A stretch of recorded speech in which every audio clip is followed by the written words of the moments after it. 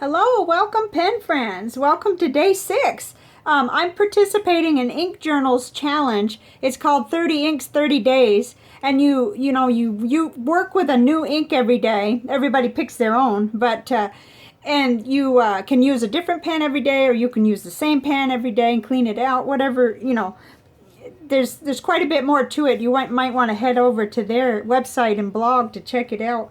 But today I'm writing with Herbin Poussiere de Lune. It's a beautiful deep kind of a purple or violet or ink, and it's just wonderful. Now we're having really bad weather here, so our it's dark and everything, and I'm having to experiment with a different light. So we'll just have to see how that goes. But this is let's just get right into the writing. Well, I'll show you this and then I'll show you my notebook page. This is the Cafe Note journal from Nanami Paper Company, and it's a Tomoe River paper. And I'm just doing my continuing writing about my intermittent fasting and low carb, and kind of, learning from what I'm journaling on that. So I loved how this wrote on this paper. It is incredibly smooth, and I stayed in the broad nib, and I just really enjoy writing with it. It's gorgeous. Just really nice ink. Dark, but nice. So, and I'm doing really well. I kind of kept my carbs up there in the medium range, or it's still low carb, but not keto. And I did really good energy-wise and sleep-wise, and no cravings at all. So I'm kind of working on meals and stuff. So there's that. Now, usually I go in a different order, but let's go ahead and look. I added a couple to my wish list. Diamine Arctic Blue. I've got to try that. And KWZ Hawaii Blue. I hope that's available because I want to sample. It was just gorgeous shading. It was posted on Instagram. And then I also saw Diamine Mediterranean Blue. Oh my goodness. But sticking to the topic here, let's look at how it turned out. This is the Rhodia Gold Book ink journal I'm doing. And it performed very well in here too, and on the Tomoe River little sample. So it's quite dark, and it's quite, doesn't shade quite the same as some of the other inks, but I just love it. My first impression is that it's a really nice for writing letters, for writing along, taking notes, because it's so super smooth. There's no dryness about it. I like it. It's a high quality ink. So I did find out that you could get it at Goulet Pens for a 30 ml bottle is $12, and a 2 ml sample is $1.50. So at least it's available in that smaller quantity. You don't have to go into, a $26 bottle. So I like that, because I think that might be the better quantity amount to have anyway. So let's look at how it did on the other papers. It was very typical how it did. The trouble I'm having is only on the UB paper. In the UB notebook, that bled through. So although it looks nice on this side, if you were only going to use one side, you'd be okay. But then over here it bled through. And that's what I'm finding with almost everything. Again, that's broad nib. But it did great on the, this is Leuchtturm. Leuchtturm torn right out of a 1917 dot grid notebook. And it did just fine. No bleed through. And then everything's been doing great on the CVS caliber paper. Very nice. I've written quite a few letters on that, because when I'm writing long letters, I've been using it. And then Office Depot, the College Rule. This is an economical notebook, and there was no bleed through at all with the broad nib. So I was excited about that. And of course, nothing on the, no bleed through or problems or feathering, anything on the Rhodia. So that's Rhodia dot pad. So that was great. And I remembered to put it into here, into my currently inked. It seems like, it's not like it's a lot. It's just little bits that I need to try to remember so I could keep it consistent. That's what I'd like to do. Okay, so we're getting purpley today. Let's look at what I did. And I'll explain. I didn't mean to do all this. I set out just to do the first 3, just to kind of compare Noodler's Violet. And then I had such a hard time. Oh, that the sparkly kind of shows there on the bottom one. Anyway, I had such a hard time narrowing it down. I thought, well, I might as well just do this. This will be a reference, a really good reference for me to look at and keep here in my art and pen area. So it compares really well to the Noodler's Violet, and yet you can see the difference. It's just a little more subtle there. And actually, as weird as this lighting getup is that I've got today, it's working quite well, I think. And then again, this is the shimmery ink, so there's no real comparing it. But if you didn't want shimmery ink and you wanted to stay in that dark family there, and I thought DeAtramentis Aubergine really compared interestingly to it. So this was fun. This was really, really fun.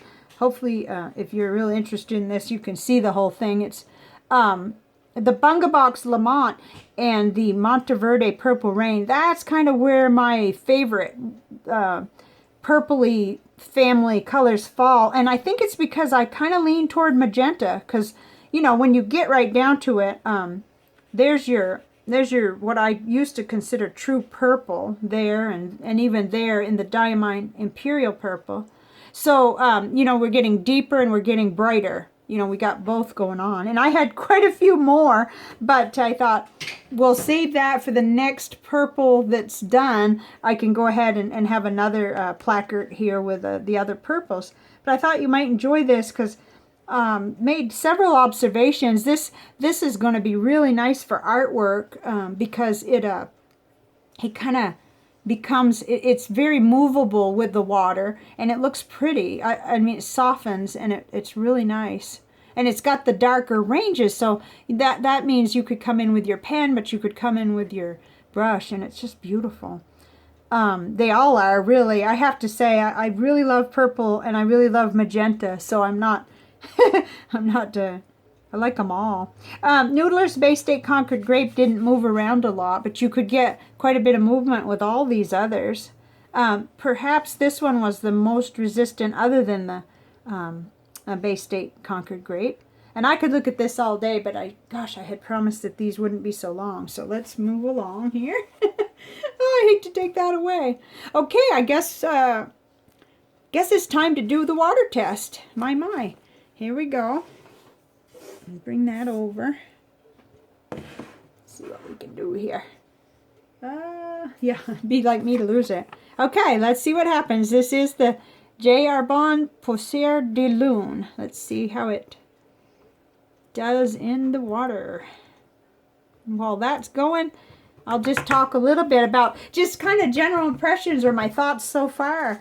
I'm having fun with this. I really am. This is really cool.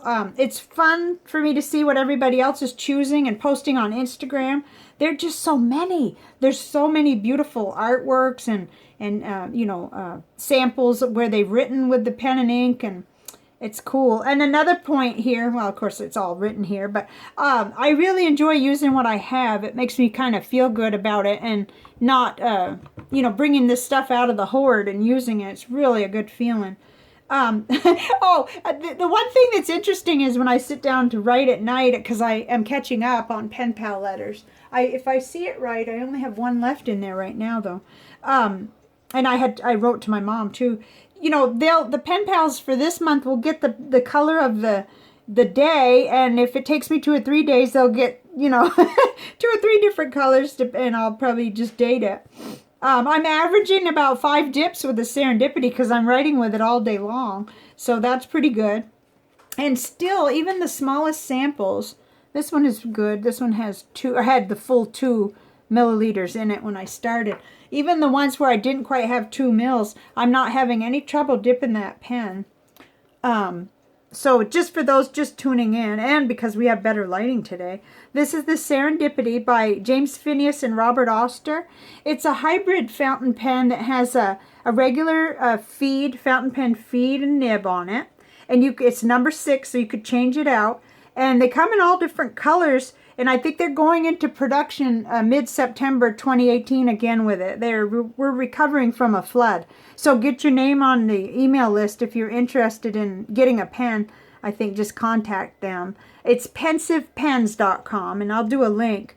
This is kind of amazing. The lighting's better. That's why I'm doing this, because those of you who've been here have seen this pen gazillion times. And this is a top of a pipette. It's just perfect for, if you notice it goes on with just a little friction, you can leave it overnight inked with your, if you're not finished, and it'll stay inky. So, okay, let's look at this. Okay, so this is kind of in the middle of what we've been seeing is vanishing completely.